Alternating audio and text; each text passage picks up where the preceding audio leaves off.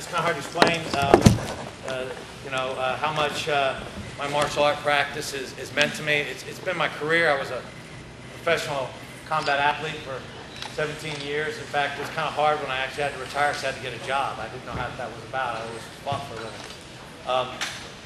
But it's been a great time. I wanted to acknowledge some people before we get going, in kind of an apology type way, because I grew up somewhat economically challenged, and when you do that, you sometimes grab an arrogance when you make yourself reasonably successful, that somehow you are a self-made man, and the world owes you some kind of standing ovation for that. The reality is nobody's really a self-made man. They're not. They rely on all kinds of things to get themselves there. Somebody gives you a break, and somebody gives you a hand up, and somebody gives you some advice to make you successful. And I have to kind of apologize because I love to tell the story about how tough it was for me and how I did so well. And it's just a great story. It's an old story actually, but And I really never probably publicly acknowledged everybody that's done something for me. There's a lot of people that I have to acknowledge. But I kind of want to acknowledge some people that kind of helped me out when I was really young. I was, my father wasn't in my life, which it's probably a good thing. My father probably won't get Father of the Year award anytime soon. But I had a lot of really good people step up, mentors to step up and help me. What a good example is what men should be. Doc Parker, he's right here, guys. You gotta give this man a hand.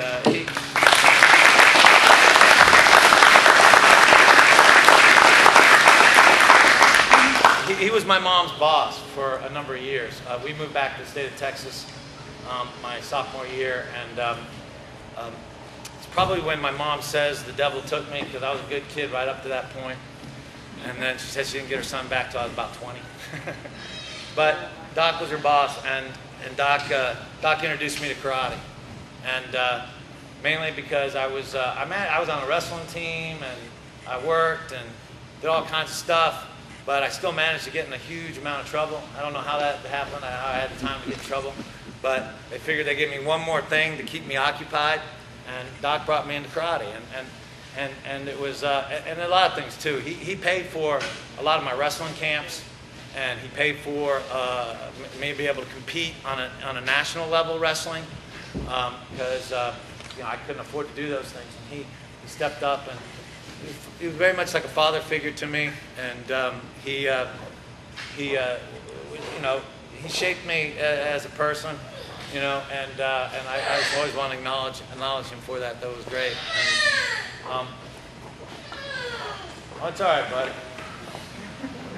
And then my training partners who are notoriously late for everything, and of course they're late to this. Alex and Trey. And these guys are my best friends. It's interesting. Martial art guys have the interesting friendships, because you get kicked on, you get punched on, you get strangled, you get slammed to the ground, you get leg locked, and these are your friends. Those are usually your enemies. You know what I mean? But these guys are your friends. Like I said, Alex Andrade one day managed to give me 6 stitches, a broken nose, and a separated shoulder in one training session. And I still call him my friend. And I want to acknowledge them, because I could not have done what I have done as an athlete without having good training partners. Guys who day in, day out, regardless of the fact that whether they got an opportunity to compete or not, they were both very good competitors, but I did most of the competing. And so they were day in, day out to help me be successful.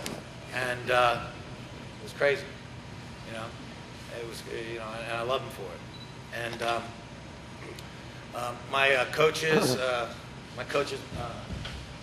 that helped me out, Mr. Jackson, Mr. Wilson, who, I know Mr. Jackson, when I first asked him to coach me, he thought I was kind of like, wasn't very tough and very well, because Mr. Jackson, used to beat the snot out of me. And I used to be very scared of him. And so what he doesn't realize, I don't know if I ever told him, but one time, in Texas karate, you're allowed to kick in the groin. And so one time I threw like side kick at him, and he side kicked me in the groin, and got back up, and threw another kick at him, got side kicked in the groin again. I got side kicked 3 times in the groin. So every time I fought Mr. Jackson, I was about 10 feet away from him, and I was throwing stuff like this, and every time he got within reasonably close to me, I would run away. So I could see why he thought I probably didn't have what it took to be a professional fighter. But he did take me in, and he tried to make me quit. He even told me he tried to make me quit. Because for a month solid, I either had stitches, a black eye, or a fat lip from the beatings I would take on him. And when you're a personal trainer, which was my profession at that time, it's not the most, people are like, but Larry North, who I would like to know too if he makes it here, he was like, "Guy, you gotta start doing something because you're getting beat up so bad, you're scaring the clients away." And I think Mr. Jackson actually took pity on me and started teaching me how to do stuff, so I didn't look so bad. But he'd been my coach for really over 15 years, and he taught me a lot about fighting, but he taught me more about being a man, about stepping up and doing the right thing, And he was always a man of very, very, very strong character. And I used to say, Mr. Jackson, a lot of good things rubbed off on me. He's a very modest man. That's one of the things that didn't really rub off on me, but everything else did. And I want to acknowledge him and Mr. Wilson, because these guys came up and they were with me thick and thin every fight. All the way from my full contact karate days, my kickboxing days, my boxing days, my MMA days. They were all there, and along with my training partners and stuff. And Mr. Kirby, who hopefully will make it here. He was my original karate instructor, and really gave me the passion for teaching. He's a passionate teacher, and that really was what I started teaching for him when I was a brown belt, and gave passion for that. And really, the reason I'm a good teacher is because of what I learned from him, and how to translate stuff and how to deal with stuff. Because there's nothing scarier than fighting, and teaching people how not to be terribly scared of that is in and itself is a chore, and he was good at it. I tell people all the time about how I got into wrestling and all that arts, and I said, well, 1976, the Rocky movie came out. And I don't know how many of you guys saw that movie, but people cheered him. They literally got up and cheered, and I was one of them. And I said, I am going to be a boxer. And back then, rec centers had boxing. So I went down to the rec center and I boxed. And about 3 weeks into it, I got punched in the nose, and it bled really, really bad. The next day, I joined the wrestling team. And didn't get back into getting the karate, didn't get back into getting punched in the head. In fact, I never really got enjoyed about the whole thing about being punched in the head. In fact, my entire style, probably why it lasted 17 years, was I really hated it. So much so that I didn't really get hit that much. And I divided my entire style about how not to get hit. I was very, very good about giving and not receiving, And but that's I again acknowledge some people. I want to acknowledge everyone that came here to be part of this thing, of these black belts. It's a big honor, guys, to have for me. To be honest, to have these gentlemen here. I was trying to come up with, we kind of live with the idea, Texas karate really was an innovator in martial arts from the very beginning of American martial arts. They set the standard on who the tough guys were. There was a saying that a great martial artist said about Texas karate. He said, well, what is 1 point in Texas is first-degree murder in California. I'll show you how tough it was here in Texas. And it was true. And so the fact that my lineage comes all the way back to, to the man who started Texas martial arts, Mr. Steen here, okay? And these guys were my heroes. These are the guys I heard the stories about, all the way down. And guys, what you guys don't understand, we're being represented by world champions and world-class martial artists from the 60s, 70s, 80s, and the 2000s. I mean, and it just showed. I mean, people don't realize Texas, especially the Dallas area, set the standard for martial arts, and through the nation, and really, and America influences the entire world. American martial arts. Don't believe the hype. People think, Japan, that the Japanese karate guys are better. No, they're not. We beat them. The American mixed martial artists, they beat everybody because, is the way the way that we're willing to train and teach and get outside the norm, which is an American trait. But real quick, if everybody if my black belts could step forward for me, please, so I can acknowledge everybody. Well, I'll start here with the prettiest one. This is Julie Dozier. This is Julie Dozier, guys. She is been teaching martial arts a lot longer than me. I won't embarrass her by it. We were just discussing some of the aches and pains as we get going. But she was an amazing, as you can see, an amazingly pretty lady who had a lot of courage and fought with, she would spar with, she'd spar with Billy Jackson, which in itself was probably the scariest thing to do on a Wednesday night. On a Wednesday night. I mean, a lot of people would come to Mr. Jackson's class and have an excuse to leave about 30 minutes early because they knew the last 30 minutes of class was all sparring. And generally, it wasn't a great experience because Billy, or Mr. Jackson, would generally spar the entire class. And so, you might be doing good, but you would have to end up fighting Mr. Jackson, and that wasn't a fun experience. And she's been teaching forever. She recently retired from teaching, but we were putting together I was putting together an idea for this promotion for my black belts. In Texas, we have two kinds of black belts: good ones and bad ones. That's it. And generally, the degrees don't mean nothing. And there is kind of a weird movement in it now, is that a lot of the guys that are kind of like the higher up guys, they're not these gentlemen here and this lady here. They're more like politicians. They never fought. They never climbed in the ring. And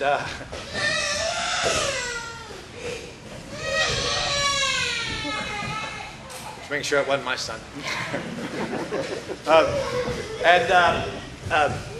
And so I thought, that my black belts are warriors. Every single one of them has fought, and at unbelievable levels, at world-class levels. And so I thought, man, if we're going to have somebody that's going to judge them, I wanted warriors judging them, not politicians. And that's what we got here. Mrs. Willems is one of those. She's always been just phenomenal. She's, like I said, she comes in and her students, went toe to toe with my students in a very, very rough, we did an old school karate tournament, very rough. And we put these together, and she would come, and her students did really, really well. And, to be honest, her students and my students won everything. Everyone else took second or third place, and our students won. It was usually her student either took first or my student took first, and that meant that her student took, took the one below it. That was it, and it just shows you the acknowledgement that acknowledges really, really how great of a coach she was, and encouraging. So we really appreciate her being here. Thank you.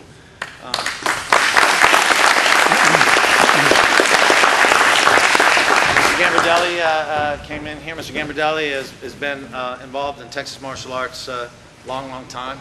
He has been, he's probably the greatest at cataloging the stuff for everybody. He takes the pictures and the interviews and all kinds of stuff, and he's been, like I said, he's been involved in a long time in Texas martial arts, and we really appreciate you being here, Mr. Gambardelli.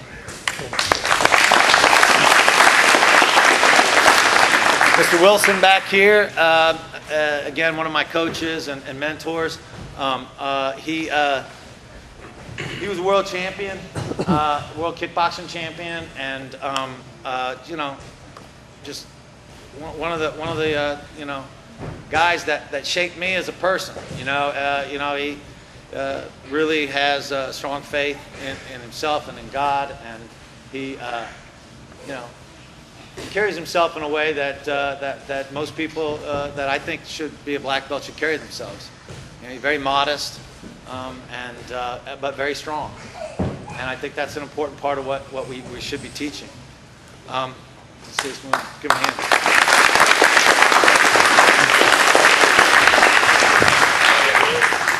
Well, Mr. Daniels, this is Mr. Daniels right here. Now, Mr. Daniels, you know, when the term salty was given for being a rough, tough guy, he was definitely the guy that they were thinking about.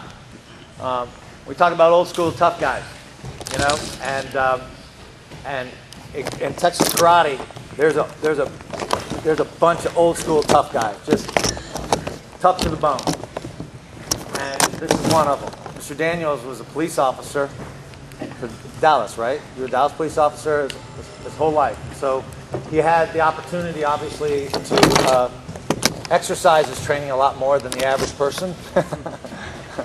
But he actually fought the very first kickboxing fight in the United States against a world champion named Joe Louis, and it was a great fight. You know, they got cut, and they stopped the fight and sewed him up on the side of the ring, and got back in and fought. That's a little old school for me. I'd be like, cut, all right. I'm done. But we're honored to have you here, sir. It really is a great that we have this. And give him a big hand.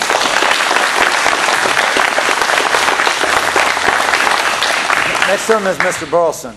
And Mr. Burleson was the very first national karate champion when that meant something. Now everybody's a champion and of this and that. But back then there was only one championship, and he was the champion. And Mr. Burleson has influenced me. He's worked with me a great deal, especially later in my career. Kind of bring me back to the roots of, like, you know, some old school karate. You know, you think that sometimes you get past those things, you know. And to be honest, I find, you know, one of the successes that I had against an opponent, the only guy who's ever beaten me twice was a man named Funaki. And it was a terrible experience both times. He broke my leg the first time, and he broke this arm, which gives a nice little reminder with how pretty that arm is.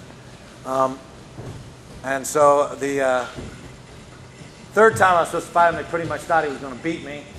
And I'm pretty much sure, because the winner of the match was supposed to speak at a school in Japan, and I don't speak Japanese, so I'm pretty much sure they thought he was going to win. And Mr. Burleson actually worked with me a little bit, gave me a talk about how I should attack him, and he said you should attack him with some old school karate, Texas karate, because he's never seen that.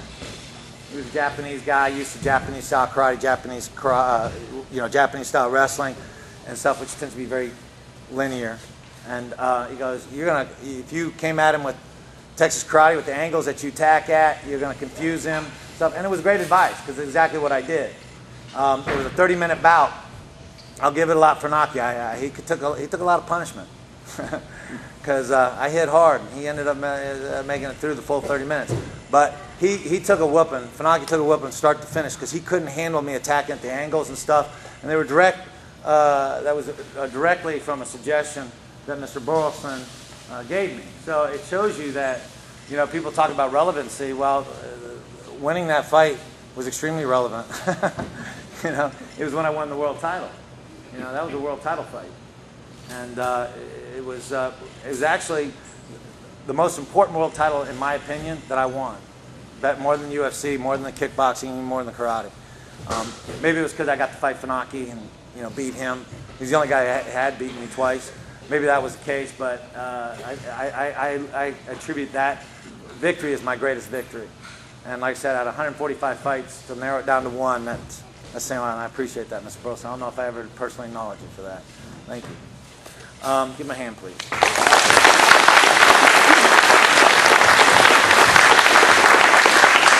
And then the next is Mr. Steen here. Now, I'm not sure if he likes this title, but he is the grandfather. He is the grandfather of Texas martial arts. The reason that we're here, and the reason that we do what we do here, is because of Mr. Steen. He started Texas Martial Arts. Everybody that has been successful here in Texas Martial Arts fighting comes directly from his lineage. He started all the way down. And he was an innovator way back in the day when innovation wasn't exactly accepted. If you understood how martial arts was taught back then, you could tell which guy did what style, because the Taekwondo guys, they were round kicking and didn't use their hands very much, and Japanese karate guys use a lot of low kicks and front kicks and reverse punches. Kung Fu, I'm not sure exactly what they do, but they did their own thing. And I kid Kung Fu. But you could all tell the different styles of what they did, because nobody got outside of their style. Well, Mr. Steen was a football player for UT, and you can see he's a big man. And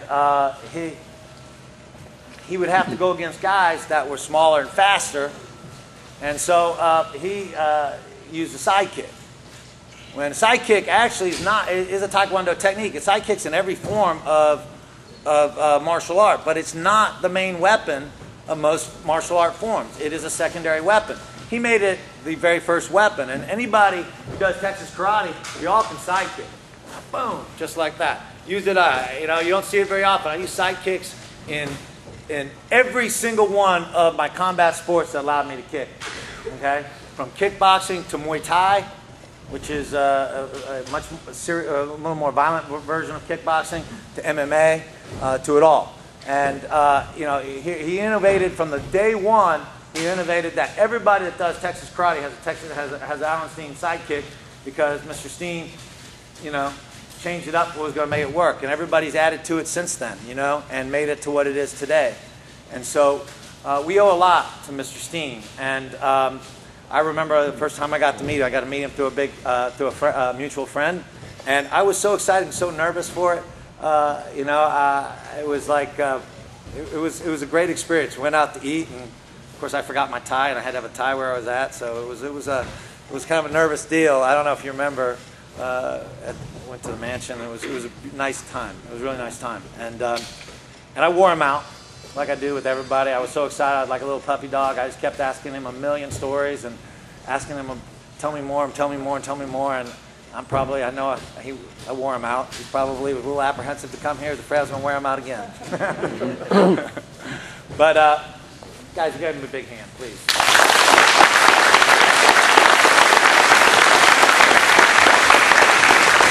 We have a bunch of other of our black belts here too, and I'll just run over and oh, Mr. Dorsey, oh my smokes. I almost forgot I didn't see you hiding over here. Oh my God, you're hiding out here. Guys, this guy is Mr. Dorsey, okay? Troy Dorsey is done an accomplishment that hadn't been done yet that I know of. He's the very first guy to hold the World Kickboxing Championship and the World Boxing Championship at the same time. And that's a huge accomplishment. I will tell you something. Of all the things that I won, I never won a world title in boxing. Several reasons for it. I just didn't like getting hit like that. You guys already told you about my boxing experience. It's a phenomenal accomplishment. Mr. Dorsey's described, people ask me, there's a biographer that called me up they're doing a biography about Mr. Dorsey, and they were like, how would you describe Mr. Dorsey? I said, well, describe him as what? They're like, well, how would you describe him as a fighter? I said, well, I heard this once, and it's absolutely true. He said, Mr. Dorsey's 50 bad men in one little body. And it's the truth. I only got to, I sparred with Mr. Dorsey a number of times, but most of it was, the light contact sparring and stuff like that you do, kind of like, kind of friendly touch sparring kind of deal that we used to do with a lot of the black belts and when I was a brown belt and stuff. But I had the opportunity, one time he calls me up out of the blue, and he said, hey, I'm preparing for a kickboxing fight. I haven't kickboxed in a while. You're really the only active kickboxer out there. Would you be willing to do some rounds with me? And you got to understand, Mr. Dorsey was probably walking about 145 pounds at the time, and I was walking around about 190 pounds at the time. I'm like, okay, yeah, sure. So he comes there, and he literally wears me out. I mean, I don't know if you guys ever seen the honey badger video. We should make a Troy Dorsey honey badger video. Because he was on me, and literally, for 5 straight rounds, he was in my face, hitting me. I couldn't get going. I was so tired, and you gotta understand, I was the #1 rated heavyweight kickboxer at the time. I'd already won 2 full contact karate world karate championships, you know, and I was in good shape. You know, I was 26 years old maybe, and I was so worn out after 5 rounds. Literally, I was just like, you okay? And of course, you know, you're 25. Yeah, I'm fine. Well, I'm gonna go down, and once you catch your breath. So literally, I'm sitting there sucking wind. He goes down, hits the back for 3 more rounds, comes back in, whoops me for another 3 rounds. Goes back down, does 3 more rounds, comes back and gets me for 2 more rounds. I was like, I finally said, you know, Mr. Dorsey, I hate to say this, but I'm done. I mean, unless you got a pancake scraper somewhere, because you ain't going to get me off the mat. And it was a humbling experience, to be honest. I mean, you really realize I was like, I still have a lot to learn and everything, you know. And again, you know, I thought I was on top of the world. And I really realized that I wasn't quite as good as I thought, which is a great experience. It was a wonderful experience because I really didn't get hurt that bad. My ego got really hurt bad, but the rest of me didn't. So it was actually a great experience.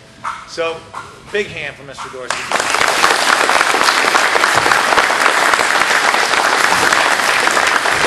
I want to acknowledge Phil Sawyer here. Now, Phil Sawyer actually is a very interesting character. He's a professional boxer and my boxing coach, and all-around great guy. I mean, he's one of the few people I know that is just genuinely the nicest human being you ever meet. The only person I know that is genuinely that nice is my wife. I remember meeting my wife going, no one this good looking is this nice. But she is. Phil is one of those people that's generally just one of the nicest human beings ever. But he went, after, he's an accomplished professional boxer. He has trained most of the successful MMA guys out of Dallas area. He was their coach. But he also went and decided out of the blue to go train in martial karate.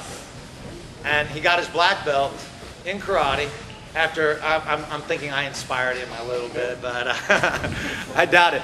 But it's an interesting thing. He went and did that. That's a big accomplishment at doing that in your 40s, especially after being such an accomplished athlete, professional athlete like that. So I really, it was great. And like I said, he's a great guy here. This is Randy Stem. This is one of our black belts here. Randy, I've known Randy since I was a kid. Most of these people I've known also, by the way, just so you know, they know me for a long time, since I was about 13. I'm a long way for 13 these days. And I've known Mr. Stem all the way back in the day when I was a kid. And he was always gracious and nice to me when I know I was probably annoying. But I appreciate you being here. Charlie Matthews, this is a real dear friend of mine. Charlie's one of our black belts here. You know, Charlie, I met Charlie in a bouncing job. It was actually kind of funny. We were security, and I had long hair, and I used to, you know, wear the jeans and the biker boots, and I looked like the tough guy. Charlie always looked like the guy, looked like Roger Moore from The Saint, in this night outfit and everything like that. And it always used to crack me up because he was always the first one whenever there's trouble. I'm always the one kind of going, oh, okay, I'll get there. He was always the first one there, you know, tearing it up. And it reminded me so much of the movie The Saint. I don't know if you guys know that Saint, but Roger Moore and the thing would always have some big deal, and he'd fight. And at the end, he'd fix his hair and put his tie back into his suit. And Charlie used to be like that. He used to crack me up. I used to go, dun, dun, dun, which is the music, whenever that happened, because he reminded me of The Saint. It was awesome. And we acknowledge Dr. Parker. Rob Silvestri. He's one of our black belts. Oh my goodness, I will just say it. Rob Silvestri. This is one of my best buddies. He's filling his mouth full of food right now, which is good. We want everyone to do that. Rob, I've known, he's my oldest friend. I've known him since 6th grade. He got his black belt with us a long time ago. I don't even know, how long ago was that? Rob. A long time ago, my friend. Yeah. 20 years. 20 years. Hey, I didn't see this, but this is Cliff Thomas. Mr. Thomas, here. Mr. Thomas is, give him a big hand, guys. I'm so glad you made it. I had to run and pick up some supplies at a martial arts gym, and I walk in, and Mr. Thomas is sitting down eating lunch. I was like, holy smokes, Mr. Thomas, how are you? Yeah, I was like, I didn't even know he used to live in El Paso. I didn't even realize he was living in Dallas here. And so I was like, if you can make it out, we'd really appreciate you making it out to this. And Mr. Thomas is a world champion. And he is a world champion kickboxer, and just honored to have you here, sir. We really appreciate it. I'm glad that you made it out here.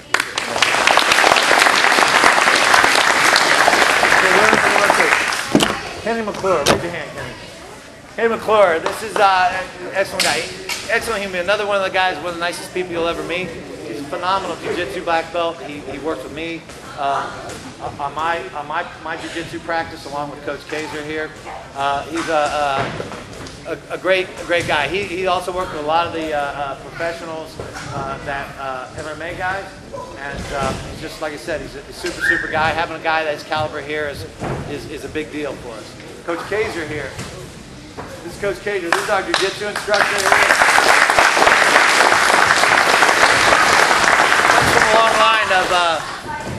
Comes from a long line of martial art guys, and I actually want to acknowledge him for helping me reattach myself to the idea of doing revamping the way we do our practice for our adults. Our kids program, we have them practice the art of martial arts. We have them going. The problem I had with adult programs was, as I saw them disintegrate in the 80s and 90s and everything, I did not want to associate myself with those people. I did not want them to mistake that what we do is what they do. I did not want that mistake. I did not want them thinking, you know, to either use my knowledge, and I didn't want anybody to mistake it for what I remember in the late 90s, I was asked to do a karate tournament. And I didn't do karate tournaments anymore because I was done. I was like, I didn't want to. But it was Mr. Burleson who asked me, so I had to, right? And I remember sitting there, and you know, and it was kind of one of those. I ended up winning it, but you know, me being me, I hurt somebody, and they were all foul, mad at me like that. Mr. Burleson pulled me aside, and he goes, guy. He goes, you did good, don't worry about it, don't get upset. 'Cause I was a little bit of a hothead back then. And he goes, don't ever mistake this, what they do is karate for what you do is karate. And I always took that to heart. And, but there's something that getting my black belt done for me. And Guy Mezger at 20 years old when he received his black belt, could not fight with Guy Mezger at 45 now. I'm a physically broken down guy. But I know so much more now than I did at 20 years old. It's crazy. But the steel that was put in my spine by that experience had made me the champion that I am. Yeah, I'm going to acknowledge Mr. Jackson. I just saw him get here. Made me the champion that I was, not only in martial arts, but everything else. When things got tough, I could buckle down and get going because of my experience as a black belt. It was that much of a life-changing experience. At the time in my life, things were not going good for me. And it was a turnaround for me in life when I got my black belt experience. And I started thinking, man, that's what I want people to have again. And so we revamped the way we're doing. We got back into getting our adults involved in a full-fledged martial arts program. And we're going to demonstrate that for you guys here. These guys have all gotten ranked, but they're going to do a little demonstration to show you what our adult martial art program consists of. Hopefully encourage everybody to get involved with it. There's only a few things I rate as high as my black belt experience. And that's, to be honest, it's my marriage to the most amazing woman in the world.